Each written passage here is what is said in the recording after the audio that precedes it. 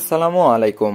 আমরা যখন কোনো ব্যক্তিগত হাসপাতালে অথবা ডাক্তারের ব্যক্তিগত চেম্বারে চিকিৎসা নিতে যাই, সেক্ষেত্রে রোগী বা রোগীর স্বজনকে সিদ্ধান্ত নিতে হয় তিনি কোন ডাক্তারের কাছে চিকিৎসা নেবেন।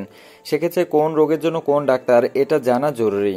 যদি কোন রোগের জন্য কোন চিকিৎসক এটা জানা না থাকে তবে নানান সমস্যার সম্মুখীন হতে পারেন। তাই ব্যক্তিগতভাবে চিকিৎসা নেওয়ার পূর্বে রোগের উপসর্গ অনুযায়ী কোন রোগের জন্য কোন ডাক্তারের শরণাপন্ন হতে হবে তা জানা থাকলে সুচিকিৎসা থেকে বঞ্চিত হওয়ার সম্ভাবনা থাকে না। এখন আমরা রোগ এবং রোগের উপসর্গ অনুযায়ী কোন রোগের জন্য কোন চিকিৎসক এ বিষয়ে আলোচনা করব। যে কোনো জায়গা থেকে বিশেষজ্ঞ ডাক্তারের সিরিয়াল নিতে যোগাযোগ করুন এই হোয়াটসঅ্যাপ নম্বরে। গাইনিকোলজিস্ট বা স্ত্রীরোগ বিশেষজ্ঞ। গাইনিকোলজিস্ট বা স্ত্রীরোগ বিশেষজ্ঞ ডাক্তারের চিকিৎসা কি সমস্যা হলে স্ত্রীরোগ বিশেষজ্ঞ বা গাইনিকোলজিস্ট ডাক্তারের কাছে যেতে হবে।